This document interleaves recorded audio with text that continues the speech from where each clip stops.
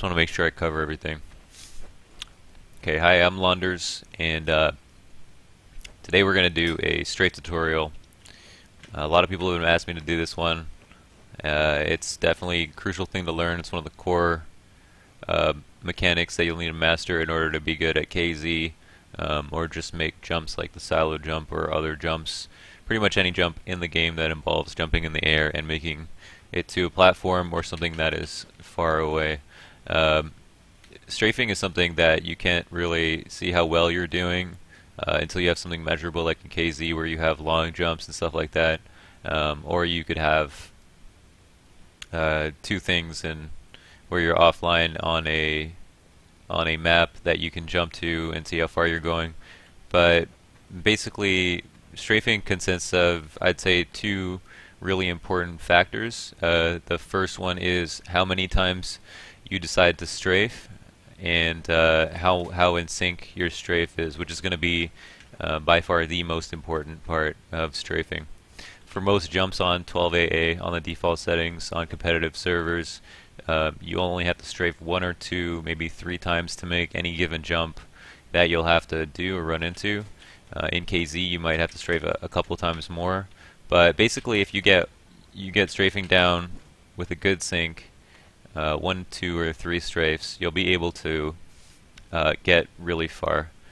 Some jumps are like 240 in KZ, and as you can see, that was a 246. I did that in 5 strafes, so I definitely didn't need 5 strafes. And so basically, this is what you're going to need to do to be better at strafing, or to learn how to strafe in the first place. The first thing, as you can see with my keys, is you got to run. And this is a long jump tutorial, not so much a strafe tutorial specifically. But the first thing you need to do is run to 250. So from a standing still position of 0 speed, I go forward, and there I'm already at 250 within just about a second. That has to do with the SV accelerate, and so you need about a second with a knife out to get to 250. If you have a knife out, you run 250. If you have a no view model, you run at 260. Some B-hop maps allow that. If you have a gun out, you can, like if you have a pistol out, you run at 240. If you have a decoy or grenade out, you run at 245, pretty close to having a knife out. But basically, you're going to get the farthest if you have your knife out. So you're going to run at 250, and then you're going to, as soon as you jump, you're going to let go of W, as you're going to see in my keys here in the middle of my screen. You're going to let go of W and switch to your first strafe key. I usually start off strafing to the left. So strafing, I go from W to A, and then as you can see, I gain speed. Right, with just one strafe, I can get almost to 300 speed right there. And in competitive, there will be a speed cap, which there isn't one here on KZ, but you're going to be able to get a lot of speed from one simple strafe. One strafe will get you on silo. One strafe will get you on get you from CT rail to hell roof. And so if you have one strafe, and I can't see my sync because it's not getting me far enough to do a long jump. This will be 100% sync, right? Because I'm moving with my mouse and my keyboard in the right direction at the same time, and therefore I can't really mess that up. That's going to be 100% sync.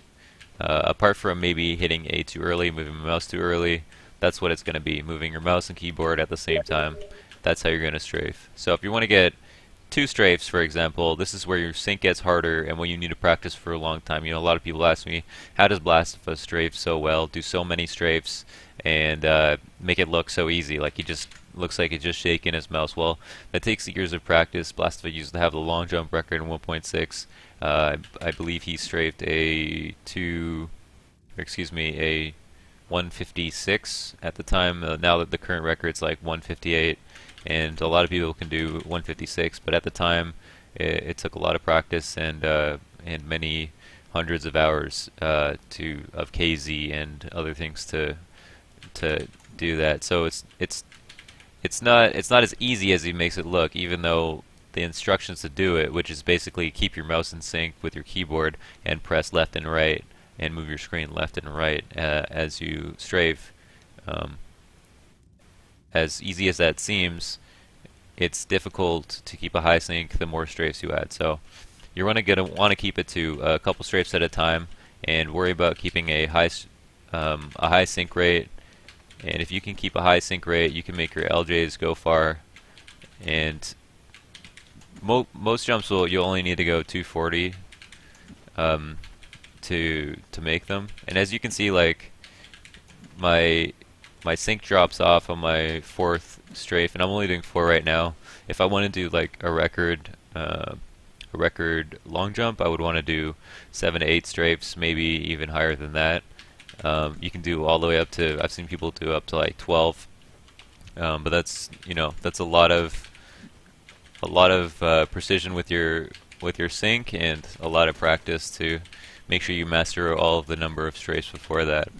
Another thing that's going to help you gain distance when you long jump, and this is a side thing, is hitting control when you land. It's going to give you a little bit extra distance. If you don't hit control when you land, you're going to go, I believe, almost 5 units. You're going to lose almost 5 units for absolutely no reason.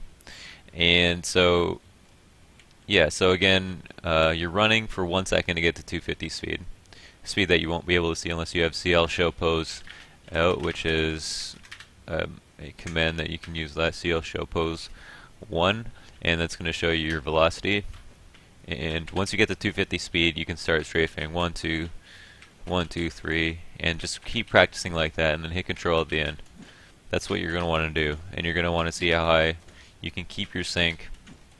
And your sink and the amount of strafes that you're doing is what's going to give you your distance. There's no other secret to it. Now you don't want to just try to mash your keys and try to do as many as possible. I'll give you the link for the server where you can see your sink and the amount of strafes you're doing in chat. It's definitely really useful. It's going to help you learn how to be a better strafer at the end of the day, and without it, it's kind of difficult to know exactly how much progress you're making. But it's all about keeping in sync and not doing more strafes than you can handle, because if you don't do a strafe, or if you do an extra strafe and you don't meet the sync, then you're actually going to slow down farther than you would have if you just let go of your strafe key and like cruise in the air. So you don't want to bite off more than you can chew in strafing. That's going to be like the best lesson for you to learn. Even though you can shake your mouse and spam on your keyboard, you're not going to be able to do it consistently until you practice and get the couple strafes down first before you move on to 7 or 8 strafes.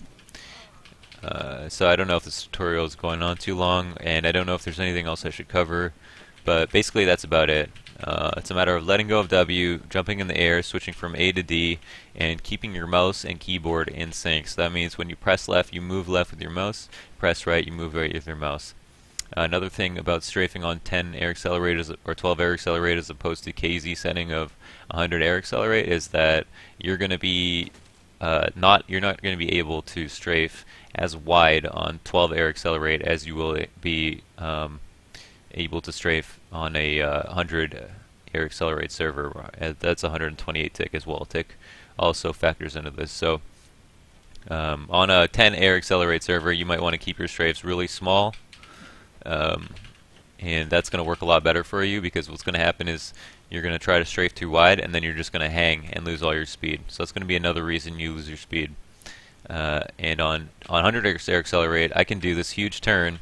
I can do big wild strafes like this, and you'll see my strafe or my speed meter still continue to go up. That won't be possible on 12 air accelerate, and so you have to adjust accordingly as you start, like as you see how it's affecting your b-hop, or as you see how it's affecting your distance in general. You'll grow accustomed to how wide your strafe should be, and how much effort you should put into strafing wide as opposed to strafing again. But once again, nailing 2 or 3 is all you're going to need for most jumps ever, and so it's going to be more important to master that before you move on to 5, 6, 7, or 8.